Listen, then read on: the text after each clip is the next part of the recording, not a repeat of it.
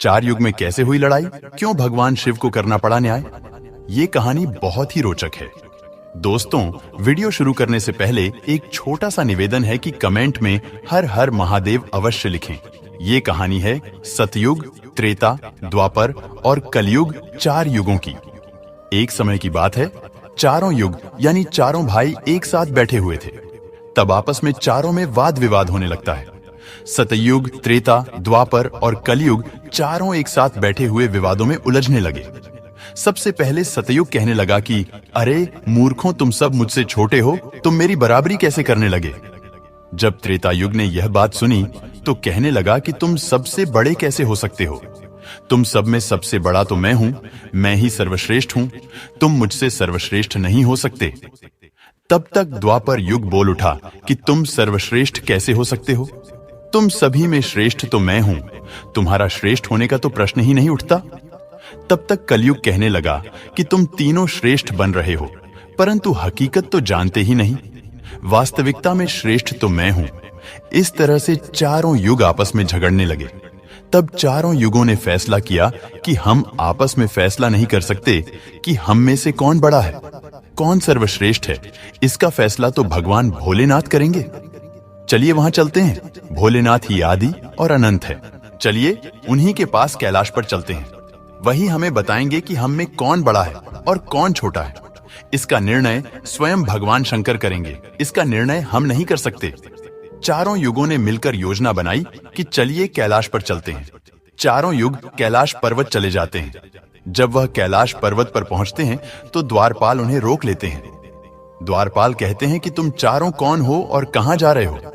तो चारों युग कहने लगे, हे द्वारपाल, हम भगवान शिव से मिलना चाहते हैं, उन्हें हमारी आने की सूचना दीजिए।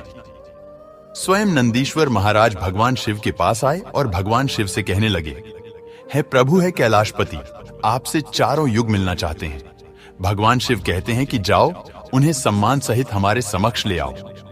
भगवान नंदीश्वर चारों युगों को लेकर पहुंच जाते हैं भगवान शिव के पास। भगवान शिव ने चारों को सम्मान सहित अपने दरबार में बैठाया। चारों लोग भगवान शिव को प्रणाम करते हैं। तब भगवान शिव ने चारों युगों से कहा कि आप सभी का हमारे दरबार में, हमारे कैलाश पर स्वागत है। कहो, तुम्हारे आने का क्या कारण है। तुम तो स्वयं ही काल चक्र हो, तुम तो स्वयं ही समय हो, फिर ऐसा क्या कारण है कि तुम्हें हमारे पास आना पड़ा। चारों युग कहते हैं कि हे सृष्टि के रचयिता, हे भगवान शिव, हम चारों में विवाद खड़ा हो गया है और हम उस विवाद का समाधान नहीं कर पाए, इसीलिए हम आपके पास आए हैं। अब हम आपसे निवेदन करते हैं और गुहार करते हैं कि हे भगवान, आप ही हमारा फैसला करें, आप हमारा न्याय करें और हमें बताएं कि हम चारों में सबसे बड़ा कौन है, हम चारों में सर्वश्रेष्ठ कौन है। भगवान शिव कहते हैं कि इसका फैसला तो तब होगा जब आप चारों अपना अपना फैसला सुनाएंगे। तब भगवान शिव सतयुग से कहते हैं कि हे सतयुग, तुम बताओ, तुम कैसे बड़े हो। तुम अपने आप को सर्वश्रेष्ठ बताने की कोशिश कर रहे हो, लेकिन वो कैसे, यह मुझे बताओ। तब भगवान शिव से सतयुग कहता है कि देखिए प्रभु, मेरी आयु सबसे ज्यादा है, मैं 17 लाख वर्ष का हूं और अन्य युग हमसे तो बहुत छोटे हैं, इसीलिए मैं इन सभी से लंबी आयु का हूं। तब तक कलयुग बोल उठा, कहने लगा कि हे प्रभु, मैंने तो यही सुना है कि व्यक्ति कभी आयु से बड़ा नहीं होता, व्यक्ति तो गुणों से बड़ा होता है। भगवान शिव ने कलयुग की दलील को माना और सतयुग से कहा कि सतयुग, तुम इस तरह तो बड़े नहीं हो सकते। सतयुग कहने लगा कि हे प्रभु, मेरे युग में जो व्यक्ति हुए वो बड़े ही बलवान हुए, बड़े ही पराक्रमी हुए, वे पृथ्वी को उठा ले जाए, ऐसे पराक्रमी और बलवान थे। और मेरे राज्य में भगवान श्री हरि विष्णु ने कई अवतार लिए। देखिए, प्रभु नरसिंह अवतार मेरे ही काल में हुआ, वराह अवतार मेरे ही काल में हुआ, मत्स्य अवतार मेरे ही शासनकाल में हुआ। तब तक त्रेतायुग बोल उठा, नहीं प्रभु, श्री हरि विष्णु के अवतार होने से सतयुग बड़े नहीं हो सकते हैं। प्रभु अवतार तो मर्यादा पुरुषोत्तम श्री राम का मेरे काल में भी हुआ था, जिन्होंने संसार को मर्यादा का पाठ सिखाया। और अगर बलवान की बात करते हो तो कुंभकर्ण जैसे योद्धा, राम रावण जैसे योद्धा मेरे शासन काल में भी हुए। हे प्रभु, इस तरह से सतयुग बड़ा नहीं हो सकता, तो फिर इन सब में बड़ा तो मैं हूं। जब यह बात द्वापर युग ने सुनी तो द्वापर युग कहने लगे कि हे प्रभु, दोनों बड़े बन रहे हैं, परंतु ये दोनों बड़े कैसे हो सकते हैं। देखिए प्रभु, आप जानते हैं कि जब मेरा शासन काल आया तो मेरे काल में तो भगवान श्री कृष्ण जैसे अवतार पैदा हुए जो कि 16 कलाओं से संपूर्ण परब्रह्म परमेश्वर थे, जिन्होंने विराट रूप दिखाया। वैसा विराट रूप तो साक्षात भगवान विष्णु भी नहीं दिखा सकते। हे भगवंत, अगर योद्धाओं की बात करते हैं तो मेरे शासनकाल में बड़े बड़े योद्धा कर्ण, एकलव्य, गुरु द्रोण, जरासंध, भीष्म पितामह और अर्जुन, भीम, युधिष्ठिर, नकुल, सहदेव मेरे ही शासनकाल में हुए थे। प्रभु बलराम स्वयं मेरे ही शासनकाल में हुए थे। तो बताइए, प्रभु की मेरे शासनकाल में कौन सा योद्धा इनके योद्धाओं से कम था? हे प्रभु, इन सब में तो मैं बड़ा हूं। तब तक कलयुग बोल उठा। कलयुग कहता है कि हे प्रभु, मैं इनकी बातें मान लेता हूं। इनके शासनकाल में जो भी योद्धा हुए, जो भी अवतार हुए, उनमें कई कमजोरियां पाई गई थीं, और जिनके शासनकाल में कमजोरी वाले मनुष्य हो, वो सर्वश्रेष्ठ कैसे हो सकता है? कलयुग कहने लगा कि नहीं भगवान, मेरा शासनकाल सबसे अच्छा है। मेरे युग में व्यक्ति के भोग विलास के लिए कई सुविधाएं हैं। अच्छे अच्छे और नई नई तकनीकों से परिपूर्ण मेरा युग, मेरा शासनकाल सभी में सर्वश्रेष्ठ है। जब भगवान शिव ने चारों युग, सतयुग, त्रेता, द्वापर और कलयुग की वाणी सुनी, चारों के उत्तर सुने, चारों की बहस सुनी, तो भगवान शिव अपने मन में विचार करने लगे और सोचने लगे कि इनका फैसला कैसे किया जाए। पास में ही माता पार्वती बैठी थी। माता पार्वती कहती है कि हे प्रभु, अगर आप ही इनका फैसला नहीं कर पाए तो फिर इनका फैसला कौन करेगा? फिर तो चारों भाई आपस में ही मर जाएंगे। हे महादेव, इसीलिए आप ही इनका फैसला कीजिए। सभी देवता मिलकर भगवान शिव से कहने लगे कि हे भोलेनाथ, आप ही इनका फैसला करें, नहीं तो चारों युग अगर आपस में लड़ने लगे तो फिर क्या होगा? सृष्टि का कालचक्र रुक जाएगा, समय का प्रवाह रुक जाएगा। भोलेनाथ, आप ही कुछ कीजिए। भगवान शिव कहते हैं कि ठीक है, मैं समस्त गणों की बात मानता हूं, मैं इन चारों युगों का फैसला करूंगा। भगवान शिव ने चारों लोगों से कहा कि चलो ठीक है, मैं तुम चारों की परीक्षा लूंगा, और जो परीक्षा में सफल हुआ वही सबसे बड़ा होगा। सतयुग बोल उठा कि है भगवंत, आप जो चाहे वह परीक्षा ले लीजिए, लेकिन सबसे बड़ा तो मैं ही रहूंगा। कलयुग कहता है, हे प्रभु, हम भी परीक्षा देने के लिए तैयार है, आप तो बस परीक्षा लीजिए। चारों युग परीक्षा देने के लिए तैयार हो जाते हैं। भगवान शिव ने 100 टन वजन का एक लोहे का परसा लिया और कैलाश पर्वत के नीचे एक तलहटी में रख दिया, और उस परसा के पास में ही एक चावल का ढेर लगा दिया। भगवान शिव ने चारों युगों को बुलाया और कहा कि तुम चारों की परीक्षा अभी हो जाएगी। भगवान शिव सतयुग से कहते हैं कि सतयुग, मेरे 500 गण यहां बैठे हैं और इस परसा में रखे हुए चावल को बनाना है, तो इन चावलों को तुम्हारे युग का व्यक्ति ही बनाएगा, और मेरे यहां जितने गण हैं वो सब भोजन करेंगे। भगवान शिव कहते हैं कि हे सतयुग, तुम तुम्हारे युग का व्यक्ति बुलाओ और उसे भोजन बनाने के लिए भेज दो। हम सभी लोग यहां खड़े होकर देख रहे हैं। जब भगवान शिव की बात सतयुग ने सुनी तो एक बहुत बड़ा बलवान योद्धा सतयुग ने बुलाया और कहा कि जाओ बेटे, इस परसा में चावल बनाओ और बना करके भगवान शिव के इन सभी गणों को भोजन कराओ। अपने महाराज का आदेश सुनकर के सतयुग का आदमी चलता है और वहां आकर के देखता है कि उस परसे का भार 100 टन से ऊपर है, हजारों मन से ऊपर का परसा है। पर वह तो सतयुग के युग का व्यक्ति था, वह बड़ा ही बलवान था। उसने एक बहुत बड़ी भट्टी खोदी। भट्टी खोदने के बाद पेड़ों को तोड़ करके लाया और उसने अग्नि जलाई। अग्नि जलाने के बाद परसे को एक हाथ से उठाया और उठा करके भट्टी पर रख दिया, और चावल उठाया और परसा में डाल दिया, पानी डाल दिया और चावल बना दिया। जब बहुत विशाल परसा में चावल बन गए तो उस व्यक्ति ने, जो सतयुग का था, समस्त गणों को बैठाया, पत्तल दिया और चावलों से भोजन करा दिया। अपना कार्य पूरा करके वह अपने मालिक सतयुग के पास आया और कहने लगा कि हे प्रभु, मैं जा रहा हूं, अब मेरा काम हो गया है। भगवान विष्णु और अन्य लोग यह सब देख रहे थे। फिर भगवान शिव त्रेतायुग से कहते हैं कि हे त्रेता, तुम अपने युग के व्यक्ति को भेजो, और यह परसा जो रखा हुआ है इसे मैं अपनी माया से हटा देता हूं और इसी के समान दूसरा परसा बना देता हूं। अब तुम अपने युग के व्यक्ति से इस चावल को बनवाओ और मेरे 500 गणों को भोजन करवाओ। तो त्रेता युग ने कहा कि ठीक है प्रभु, जैसी आपकी आज्ञा। त्रेता युग ने भी अपना एक महान योद्धा कुंभकर्ण जैसा बलवान प्रकट किया और उसको आदेश दिया कि जो तलहटी में नीचे हजारों टन का परसा रखा हुआ है, इसमें हजारों मन जो चावल रखा है उसे बनाना है, पकाना है, और जब चावल पक करके तैयार हो जाएं, तो इन 500 गणों को खाना खिलाना है। त्रेता युग का व्यक्ति भी बड़ा ही बलवान था। वह उस परसे के पास आया, पास में एक भट्टी खोदी और उस परसे को दोनों हाथों से उठा करके भट्टी पर रख दिया और ऊपर से रखने के बाद अग्नि जलाई और अग्नि जलाकर उसमें चावल डाला, पानी डाला, चावल पक करके तैयार हो गए। त्रेता युग के व्यक्ति ने जो भगवान शिव के गण थे उन सबको खाना खिलाया और भोजन करने के बाद सभी गण वापस कैलाश पर्वत पे आ गए। भगवान शिव ने फिर अपनी शक्ति से उस परसे को हटा दिया। अब भगवान शिव द्वापर युग से कहते हैं कि द्वापर, ये दोनों युग अपनी अपनी परीक्षा दे चुके हैं, अब तुम्हारी बारी है। देखिए, इनता ही बड़ा परसा उस तलहटी में दिखाई दे रहा है और हजारों मन चावल रखे हुए हैं और तुम्हें मेरे 1500 गणों को भोजन कराना है। द्वापर कहने लगा कि ठीक है प्रभु, आपकी जैसी इच्छा मैं पूरा प्रयत्न करूंगा कि मेरे युग का जो व्यक्ति है आपके सभी गणों को खाना खिला सकें। वहां पर द्वापर युग ने भी एक भीम जैसे अवतार वाला बड़ा ही ताकतवर बलवान व्यक्ति को बना करके खड़ा कर दिया और उससे कहा कि जाइए, देखिए तलहटी में परसा रखा हुआ है, वहां रखे परसे में उस चावल को बनाना है और बनाकर इन सभी गणों को भोजन कराना है।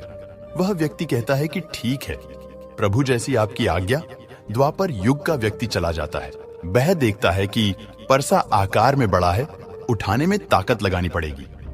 उसने भट्टी खोदी और लकड़ियों की व्यवस्था की और उस परसे को दोनों हाथों से उठाया, क्योंकि उसे सतयुग और त्रेता युग के व्यक्ति आराम से उठा सकते थे, लेकिन उसे बहुत ताकत लगानी पड़ी।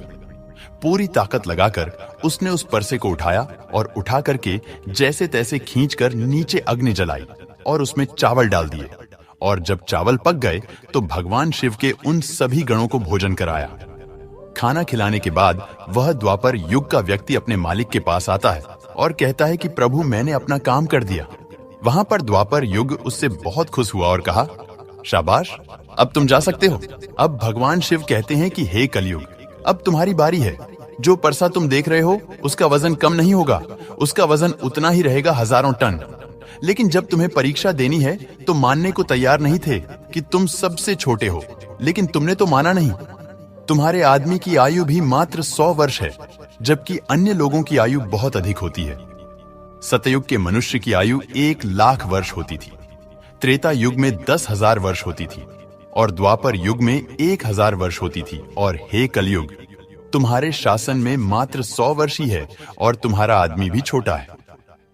जब भगवान शिव की बातें कलयुग ने सुनी तो कलयुग कहता है कि प्रभु ठीक है, मैं आपकी बात मानता हूं, लेकिन पहले ही आप मुझे इस तरीके से हताश मत कीजिए। प्रभु, आप तो एक न्याय करते हैं, सबको मौका दिया जा रहा है, हम भी परीक्षा देकर देखेंगे। यदि हमसे नहीं हो पाया तब जाकर हम मानेंगे। भगवान शिव कहते हैं ठीक है, तुम अपना आदमी बुला लो। फिर भगवान शिव कहते हैं कि यह परसा देख रहे हो, हजारों टन का है, वहां चावल रखा है, यह हजारों किलो टन का परसा है और इसमें इतने सारे चावल रखे हुए हैं, तुम्हारा व्यक्ति क्या करेगा? कलयुग कहता है कि ठीक है प्रभु, आप मेरा तमाशा तो देखिए। तीनों युग हंसने लगे। भगवान शिव भी उसकी बात को सुनकर अचंभित थे। भगवान शिव सोच रहे थे कि क्या कलयुग का व्यक्ति इतने हजारों किलो टन के परसे को उठा पाएगा? कलयुग ने बड़े ही बुद्धिमान व्यक्ति को पैदा किया। बड़ा ही तीव्र व्यक्ति था, बहुत ज्यादा सोचने वाला व्यक्ति था। सभी गुणों से संपन्न व्यक्ति को कलयुग ने पैदा किया और पैदा करके व्यक्ति से कहा कि बेटे, तुम्हें अपनी शक्ति दिखानी है, परीक्षा का समय है। यदि तुम इसमें असफल हो गए तो मैं सबसे छोटा हो जाऊंगा। वह व्यक्ति अपने महाराज से कहता है कि महाराज, आप इस एक परसा की बात करते हैं, ऐसे हजारों परसा हमारे सामने हो तो भी परेशानी नहीं है। जब उस व्यक्ति की बात को तीनों लोगों ने सुना तो वह हंसने लगे। कह रहे थे कि छोटा सा व्यक्ति जिसकी लंबाई मात्र 3 हाथ है, यह क्या करेगा, जबकि हमारे युगों के मनुष्यों की लंबाई तो बहुत हुआ करती थी। ये बात बिल्कुल सच है।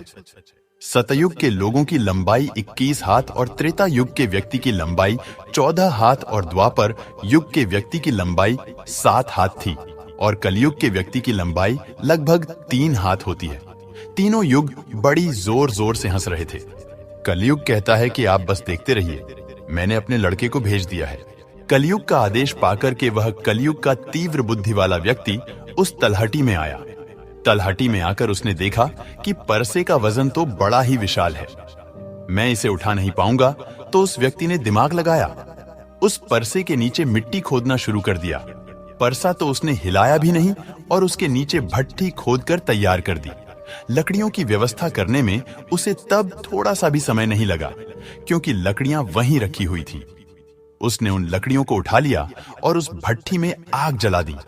परसे में चावल डाला, पानी डाला और बस कुछ ही समय में चावल पक करके तैयार हो गए। वह कलयुग का व्यक्ति कितना दिमाग वाला था, उसने कुछ भी नहीं किया। परसे के नीचे भट्ठी खोदी और उसमें आग जला दी, चावल को डाल दिया और चावल में पानी डाला और चावल पक भी गया। जब चावल पक गए तो भगवान शिव के गणों को एक कतार में बैठा दिया। उन गणों से कहा कि आप मेरा साथ दें और आप इस चावल को आपस में परोस दीजिए। भगवान शिव के 4 विशाल गण चलते हैं और उन चावलों को बाल्टियों में भर भर के सभी गणों को परोस दिया। तब कलयुग कहता है कि अब आप सब भोजन कर सकते हैं। भगवान शिव के सभी गण खुशी खुशी भोजन करते हैं। कलयुग के मनुष्य ने उन 4 शेष बचे गणों को भी भोजन कराया। भोजन कराने के बाद उस परसे को साफ किया और परसा वहीं छोड़ दिया और उसका काम पूरा हो गया। वो अपने महाराज कलयुग के पास आया और आकर के कलयुग से कहा कि हे प्रभु, मैंने आपका काम कर दिया है। कलयुग बहुत खुश था, कहने लगा, शाबाश, आपने मेरी लाज रख ली, आपने मेरी परीक्षा पास कर ली। भगवान शिव और तीनों युग देखकर अचंभित रह गए। कलयुग कहने लगा कि हे भगवान शिव, अब आप निर्णय कीजिए कि हम में से बड़ा कौन है। भगवान शिव मन में विचार करने लगे और सोच करके जवाब दिया। भगवान शिव कहते हैं कि मैंने तुम चारों की परीक्षा देखी। जब सतयुग का व्यक्ति आया तो उसने अपनी ताकत लगाई और ताकत लगा के परसे को उठा करके अग्नि पे रख दिया और स्वयं ने ही मेरे सभी गणों को चावल परोसा। जब त्रेतायुग की बारी आई तो उस व्यक्ति ने भी बिल्कुल ऐसा ही किया। परसे को उठाया, भट्ठी पर रखा, उसमें चावल डाला, पानी डाला और उसे पकाया और सबको खिलाया। और इसी तरीके से द्वापर युग के व्यक्ति ने भी किया। परंतु आपने देखा कि मात्र 3 हाथ का व्यक्ति, इसकी बुद्धि देखिए कितना विशाल परसा था, शायद उसे हिला भी नहीं सकता था। उसने उस परसे में चावल बना लिया। मेरे इतने गण थे कि अगर वो बाल्टियों से परोसता तो वो शायद परेशान हो जाता। तो देखिए, उसने उनमें से ही 4 गण अपनी सहायता के लिए बुलाए और चारों गणों से भोजन परोसवाए और स्वयं बैठा रहा। यह तो बड़ा बुद्धिमान व्यक्ति हुआ। यह तो बड़ा ही बुद्धिमान युग हुआ। भगवान शिव कहते हैं कि कलयुग बड़ा ही बुद्धिमान व्यक्तियों का युग होगा। इसमें मशीनों का आविष्कार होगा, बड़े बड़े दिमागधारी होंगे। भगवान शिव कहते हैं कि तुम सब युग जैसा शासन करते आए हो। ठीक है, माना तुम्हारे युगों में मनुष्य धार्मिक हो, लेकिन तुम्हारे युग के व्यक्तियों में बुद्धि का अभाव था। उन्होंने कभी अपनी बुद्धि का उपयोग नहीं किया। नहीं तो कुंभकर्ण, रावण, इनके जैसे महान योद्धा जिनको मारने के लिए स्वयं भगवान अवतार ले लेकर आए, और वे इतना मूर्ख थे, यह नहीं जान सके कि यह भगवान है, यह सृष्टि के रचनाकार हैं, और उनसे युद्ध किया और सभी के सभी मारे गए। कलयुग के व्यक्ति को देखो आप, वो कितना बुद्धिमान है, और आगे आने वाले युगों में, आगे आने वाले कलयुग के राज में वैसे ही बुद्धिमान व्यक्ति देखने को मिलेंगे। तो भगवान शिव ने फैसला किया कि तुम चारों में सबसे बड़ा कलयुग होगा। कलयुग मशीनों का युग होगा। कली का नाम है मशीन और युग माने समय। कलयुग मशीनों का समय होगा। इस समय बड़ी बड़ी मशीनों का आविष्कार होगा, जो कि सतयुग, त्रेतायुग और द्वापर युग में नहीं हो पाएगा। भगवान शिव की बातें सुनकर वह चारों युग भगवान शिव की बात मान लेते हैं और चारों युग अपने अपने धामों को और अपने अपने राज्यों को लौट जाते हैं। इस प्रकार भगवान शिव ने चारों युगों का फैसला किया। दोस्तों, उम्मीद करता हूं जानकारी आपको पसंद आई होगी। अगर वीडियो पसंद आया हो तो दोस्तों कमेंट बॉक्स में हर हर महादेव जरूर लिखें। मिलते हैं आपसे अगले वीडियो में।